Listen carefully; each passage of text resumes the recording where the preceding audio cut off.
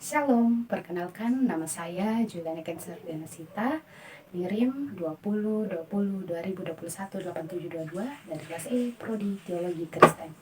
Di video ini saya akan membahas mengenai kepemimpinan gereja mula-mula dalam politik dinasti Yesus. Politik dinasti Yesus adalah istilah yang mengacu pada hubungan antara gereja mula-mula dan otoritas politik, terutama dalam konteks kerajaan Romawi.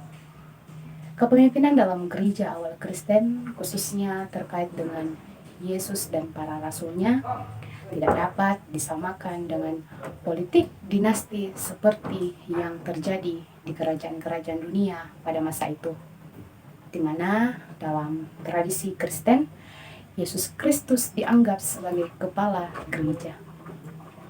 Ini berasal dari teks-teks Perjanjian Baru, khususnya dalam surat-surat Paulus seperti dalam 1 Korintus pasal 12 ayat 27 yang menyatakan bahwa kamu adalah tubuh Kristus dan anggota-anggotanya masing-masing. Nah, ini menggambarkan bagaimana umat Kristen dianggap sebagai bagian dari tubuh Kristus dengan Yesus sebagai pemimpin utama. Sebagai kepala gereja, Yesus memberikan pedoman dan ajaran moral bagi para pengikutnya, dan kepemimpinannya didasarkan pada prinsip-prinsip spiritual.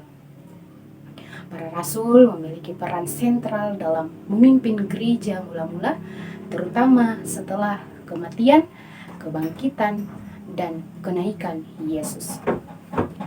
Dalam hal ini, para rasul bertanggung jawab untuk menyebarkan ajaran Yesus Kristus ke berbagai wilayah, mulai dari Yerusalem hingga kota-kota lain di seluruh kekaisaran Romawi. Mereka melakukan ini melalui pengajaran, memberitakan Injil, dan mendirikan komunitas Kristen. Nah, ada dua rasul yang paling terkenal pada saat itu, yaitu yang pertama Santo Petrus dan yang kedua Santo Paulus. Santo Petrus dianggap sebagai pemimpin para rasul dan memiliki peran sentral dalam pembentukan gereja Kristen awal. Sedangkan Santo Paulus sebelumnya dikenal sebagai Saulus, di mana Saulus ini adalah seorang penganiaya Kristen yang kemudian berpaling memainkan peran besar dalam menyebarkan ajaran Kristen, terutama pada kalangan bangsa-bangsa non-Yahudi. Dalam hal ini, para rasul juga memainkan peran sebagai pemimpin komunitas Kristen setempat, di mana mereka membantu mengatur gereja-gereja yang mereka dirikan, dan mereka memberikan bimbingan rohani kepada umat Kristen. Nah, pada masa awal perkembangan agama Kristen, hubungan antara gereja mula-mula dan kerajaan Romawi beragam dan berubah seiring berjalannya waktu, di mana pada abad pertama Masehi, agama Kristen mengalami penganiayaan oleh pemerintah Romawi. Kekaisaran Romawi memandang Kristen sebagai sekte aneh dan bahkan menganggapnya sebagai ancaman terhadap kestabilan negara. Nah, di sini kekaisaran seperti Nero dan Claudius mengadakan penganiayaan terhadap umat Kristen. Terdapat beberapa alasan mengapa agama Kristen awal dilihat sebagai ancaman oleh Romawi. Salah satunya yaitu karena umat Kristen menolak menyembah dewa-dewa Romawi dan kaisar sebagai dewa. Nah, ini dianggap sebagai tindakan pemberontakan, di mana ajaran-ajaran Kristen tentang satu Allah dan moralitas yang berbeda juga bertentangan dengan norma Romawi. Nah, seiring berjalannya waktu, terdapat perubahan dalam sikap Romawi terhadap kekristenan. Salah satunya yaitu momen paling penting adalah Edict of Milan pada tahun 313 Masehi yang dikeluarkan oleh Kaisar Konstantinus yang Agung dan Kaisar Lusinius, di mana edict ini memberikan toleransi agama kepada umat Kristen dan mengakhiri penganiayaan resmi.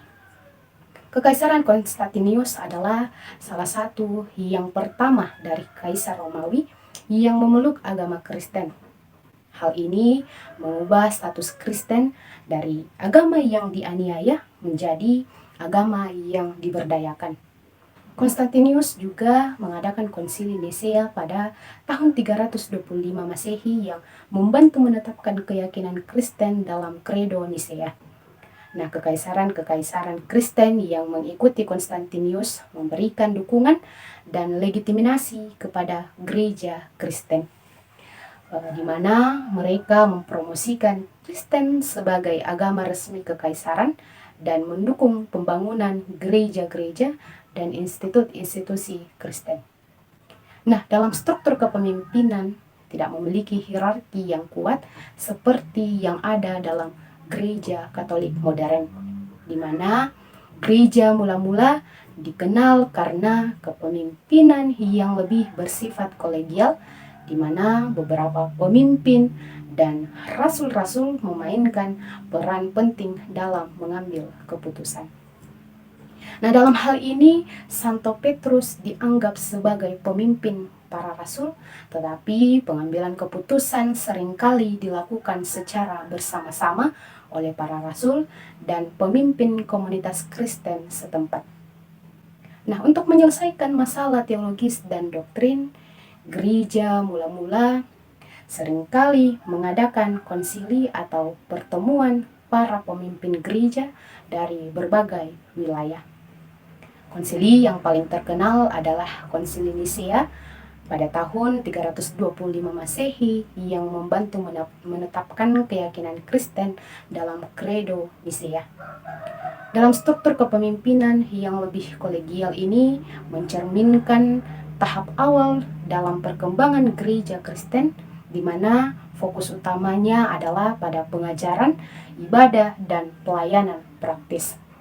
Seiring berjalannya waktu, terutama setelah Kekaisaran Romawi mengakui Kristen sebagai agama yang sah, struktur hierarki gereja yang lebih terstruktur berkembang, yang mengarah pada perkembangan gereja Katolik, Ortodoks, dan gereja-gereja Kristen lainnya.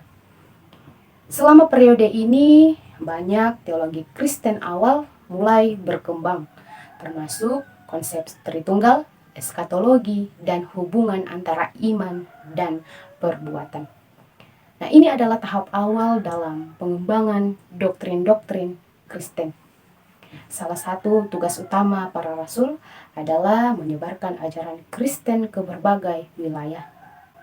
Selama perkembangan awal gereja, terdapat ketegangan dan konflik dalam komunitas Kristen, terutama terkait dengan masalah-masalah teologis dan etnis. Perbedaan-perbedaan ini dapat kita temukan dalam Perjanjian Baru seperti pada surat Paulus yang mencerminkan upaya menyelesaikan masalah tersebut. Kepemimpinan dalam gereja mula-mula, khususnya terkait dengan politik dinasti Yesus ini, mengajarkan kita bahwa pentingnya menjaga kesucian dan integritas dalam kepemimpinan gereja. Dalam hal ini, kekuasaan dan otoritas yang diberikan dalam konteks gereja harus dijalankan dengan penuh tanggung jawab dan berdasarkan kasih serta ketulusan, menghindari segala bentuk nepotisme atau politik dinasti yang dapat mengubah atau mengaburkan tujuan rohani gereja. Pentingnya berfokus pada misi gereja untuk menyebarkan Injil dan melayani umat juga ditekankan dalam refleksi ini.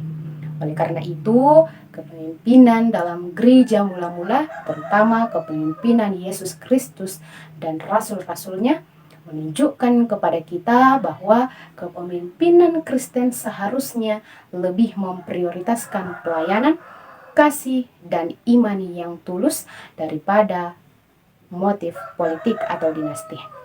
Nah, itulah penjelasan singkat mengenai kepemimpinan gereja mula-mula dalam politik dinasti Yesus. Terima kasih telah menonton. Tuhan Yesus memberkati kita semua. Shalom.